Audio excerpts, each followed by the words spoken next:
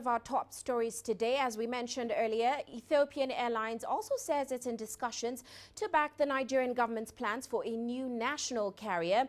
Now, Phil Ihaza is in Abuja with an update on this deal. Phil, as always, welcome to the show. Now, Nigeria had already announced about last month that a new airline would begin operations this year, and it will run as a public-private partnership. Phil, how does Ethiopian Airlines feature into this?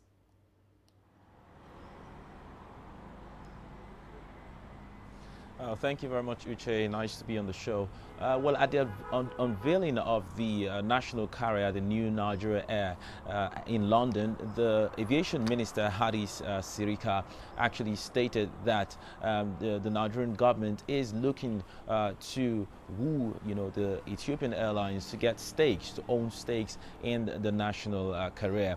Now, it also said the government would not own more than 5% of this stake, which means that it is actually open, 95% is open for more private investors. He also insisted that the Nigeria Air will be more private sector led and driven. Now let's look at Ethiopian Airlines. They, unarguably, the leading continent, the leading aviation industry in terms of, rather the leading aviation airline in terms of Africa's the continent's aviation industry. They are the largest in terms of profitability. They've been the only consistently profitable airline in Africa. So that's actually one of the reasons why the aviation minister, Hadi Sirika, will be looking at such an airline which has recorded huge profits over the years. They've been in the industry for really a long time, and they have a good amount of experience to bring to the new Nigeria Air. Well, Phil, no doubt Nigeria can certainly learn a lot from Ethiopian Airlines, but from what we hear, it's not a done deal just yet, because Ethiopian Airlines is facing some competition from Qatar Airways on this Nigerian project. What do you know about that?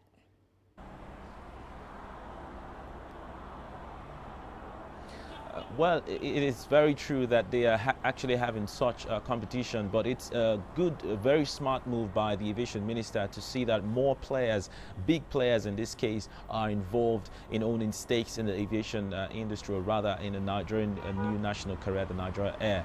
Now, let's look at the fact that Ethiopia has a stronger presence in Africa when compared to Qatar Airways. But of course, Qatar Airways is also one of the biggest in terms of success recorded in the aviation industry. They own a stake in the British Airways owner, the International Airline Group, which is the one of the world's largest airline groups. But then you will not take it away from Ethiopian Airlines, because they have recorded, like I said earlier, success in the aviation industry. They have a good amount of experience in terms of the management team that they have right now, over 421 airline industry experience. That's what the management team has. They're very strict, they're very profitable. They actually do not even look at the government for bailouts and all of that. They run as a very profitable venture. So, and then of course, like I said, they're the leading in terms of Africa's aviation industry. They have been consistent in terms of profit as well. So Nigeria's aviation minister would just be looking at, having more competitors play in it, and that way the interest will go up in terms of their agreement and all of that. And then whoever wins, who owns the largest stakes, will take it seriously to ensure that Nigeria national carrier will be upheld in Africa. Well, Phil, the reality is Nigeria's former flag carrier, Nigeria Airways, it collapsed in 2003 because of a lot of issues around mismanagement. So what is going to be different this time around?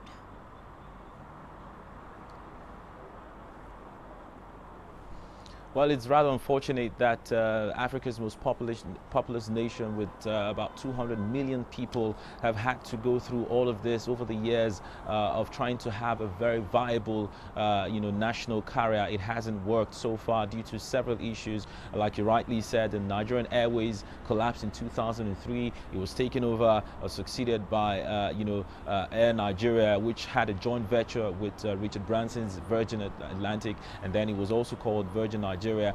But then that was a 50% stake. It was a joint venture, and then it still saw a lot of interference from the government. It saw, a lot of corruption and a lot of irregularities in the sector. But this time, the aviation minister says things are going to be a bit different here, a lot different, I must say, with the fact that the Nigerian government has just 5% stake in, the new Nigeria Air. It also means that the government will not decide who runs it, how they run it. The responsibility will be, strictly on the private sectors, the private owners, the ones that own the stake in running it. So this time it's really going to be different, and it also brings a glimmer of hope that the Nigerian national carrier will finally lead the aviation sector in the country and create jobs and employment opportunities. So that is the situation as it is. It is definitely going to be different with the fact that Nigerian government, if it is adhered to anyway, the Nigerian government, the maximum stake is 5%.